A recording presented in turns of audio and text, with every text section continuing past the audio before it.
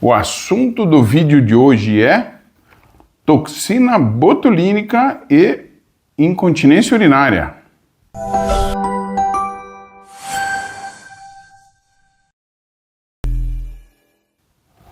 Olá, vocês estão no canal Urologia e Saúde, Dr. Ângelo Contar, urologista. Estou gravando esse vídeo hoje em virtude de um pedido de um seguidor aí que pediu para falar sobre toxina botulínica. É o famoso Botox de tantos anos e qual a utilidade dele na urologia. Então vamos lá, eu já gravei um vídeo sobre incontinência urinária que eu falei um pouco sobre toxina botulínica. Botox é um nome comercial, virou quase sinônimo, né? Que nem a história do Bombril, esponja de aço é Bombril. Mais ou menos isso. Tem várias marcas, Botox é uma delas, né? Não quero fazer propaganda aí. Então podem ser, acho que tem mais de 5 marcas, se eu não me engano. Quem usa muito, todo mundo sabe, são os dermatologistas, o pessoal que mexe com estética.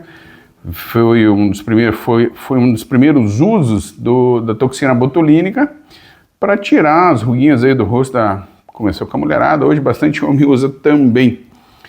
Mas isso já tem mais de 15 anos e as indicações para o uso da toxina botulínica vêm aumentando muito ao longo dos anos. Começou a se usar para as contraturas musculares. Eu não sei se as pessoas talvez não saibam, o botulismo vem de uma bactéria chamada Clostridium, que produzia essa toxina, que matou muita gente, dava uma diarreia terrível, a pessoa morria de desidratação por uma diarreia descontrolada, isso na época do início dos enlatados, lá nas grandes navegações, quando se começou a enlatar alimento. E esse Clostridium, ele proliferava nessas latas que não tinham um preparo adequado, nessa ferrugem, e os alimentos estragavam com a proliferação do Clostridium, as pessoas comiam esses alimentos e o Clostridium liberava essa toxina botulínica, dava uma diarreia terrível, muita gente morreu por botulismo. Essa historinha aí da onde vem a toxina botulínica. Ciência é isso aí, uma coisa que foi uma situação que foi um malefício para a humanidade, virou um benefício, né? A penicilina também, era um fungo que foi transformado numa coisa boa. A penicilina vem do penicillium, né? Um fungo lá nos anos 30, se eu não me engano, foi sintetizada a penicilina, que tanto se usa hoje em dia, um antibiótico largamente utilizado, já tem seus derivados, vem desse fungo, que era algo, muitos fungos são maléficos à nossa saúde. O botulismo é isso aí também, era uma doença vinda do Clostridium. E a toxina botulínica, modernamente, ela foi isolada por processos industriais para ser utilizada no relaxamento de musculatura, que é o princípio dessa toxina. Lógico, uma toxina purificada, de altíssima qualidade, com indicações baseadas em ciência, né, gente? E na ortopedia se usa bastante para relaxamento de pessoas que têm espasmos musculares, aqueles pacientes que têm contraturas gravíssimas de retração de membros, tanto de braços quanto de pernas. Para você mexer com um paciente desse é muito difícil, por causa das retrações. Se você não consegue dar banho no paciente, os cuidadores têm muita dificuldade. Os ortopedistas usam para relaxamento, os neurologistas, relaxamento dos membros desses pacientes para terem uma possibilidade de serem melhor cuidados pelos seus cuidadores. E as indicações vão aumentando. O pessoal da cirurgia de cabeça e pescoço, os dentistas também usam bastante na face, na musculatura da face, pacientes com trismo. Trismo, aquelas pessoas que mordem dormindo geralmente, com grande intensidade, chega a quebrar dente, desgaste de dente, gerando problemas de dor de cabeça, e é injetado toxina botulínica nessa musculatura da mandíbula. E vão outras indicações. Eu vou falar do que eu entendo um pouquinho mais, que é o uso da toxina botulínica para quem tem incontinência urinária. Isso mesmo, dá para a gente usar em bexiga a toxina botulínica. Então tem todo um processo, gente, eu não vou entrar em detalhes, senão o vídeo vai ficar muito extenso. Aquele paciente que tem incontinência urinária por uma questão de hiperatividade da bexiga, lembrando, nós temos basicamente duas maneiras de perder urina: descontrole urinário, incontinência urinária.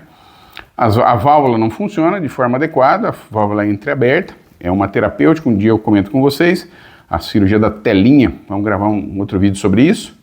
E a outra maneira de perder urina é uma hiperatividade da bexiga. A bexiga trabalha muito forte, a válvula não consegue vencer, são pacientes que geralmente têm urgência para urinar, dá vontade de urinar, tem que sair correndo, não consegue controlar. E a gente começa com terapias mais simples para tratar esse paciente que perde urina por hiperatividade da bexiga. São medicamentos, são 3 ou 4 classes de medicamentos que a gente pode utilizar, que geralmente controlam bem.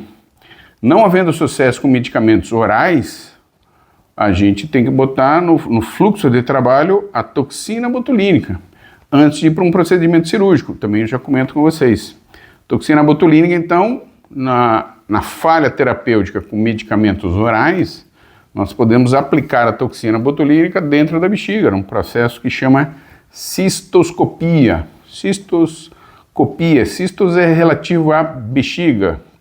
Escopia é entrar com uma câmera dentro da bexiga, né? Ver a bexiga.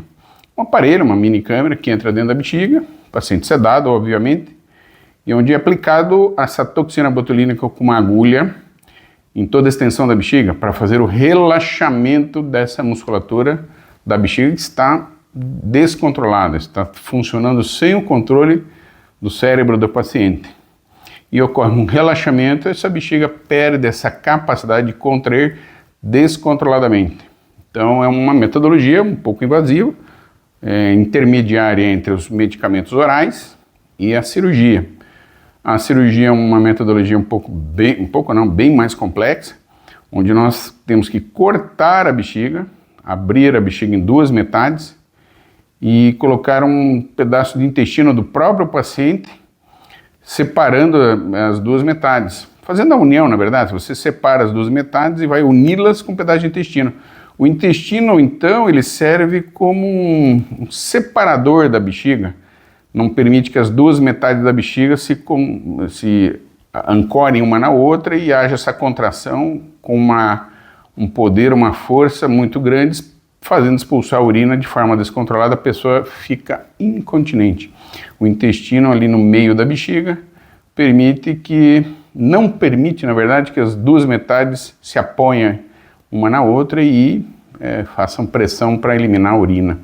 É uma cirurgia que é quase um jogar a toalha numa terapêutica mais simples que nós temos de medicações hoje que são bastante eficientes, muito resolutivas para tratamento da incontinência urinária por hiperatividade. Então a toxina botulínica entra aí, gente, é um meio termo aí entre comprimidos e a cirurgia. Faz bastante tempo que a gente não procede essa cirurgia, graças a Deus, é um benefício para o paciente, os medicamentos estão muito adequados hoje em dia, a gente raramente também tem a necessidade de fazer a toxina botulínica. É um problema essa metodologia, porque dura alguns meses só. Quando funciona, toda medicação tem falhas, né, gente? Podemos ter falha terapêutica, os comprimidos não funcionaram, as diversas drogas que a gente pode tentar fazer que o paciente use, nós vamos para a toxina botulínica, também pode não funcionar, ou funcionar por um período curto até. Muitas vezes o paciente tem que ficar se submetendo a essa aplicação de toxina botulínica a cada 3, 4 meses. É muito desgastante, porque sempre envolve uma anestesia, todo um processo de ir para centro cirúrgico. E alguns pouquíssimos, raramente, pacientes ficam até 1 ano sem precisar de umas novas aplicações da toxina botulínica. Tá bem, gente? Espero ter esclarecido aí o ouvinte que pediu. É um assunto bem interessante, se a gente ficar falando aqui vai longe, mas de linhas gerais aí para o público leigo seria essas orientações, essas explicações sobre o uso da toxina botulínica na incontinência urinária.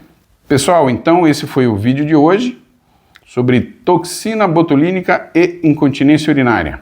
Não esqueçam das inscrições, não esqueçam das notificações e se gostou do conteúdo, dá um joinha lá. para ajudar o canal. Tá bem? Até o próximo vídeo.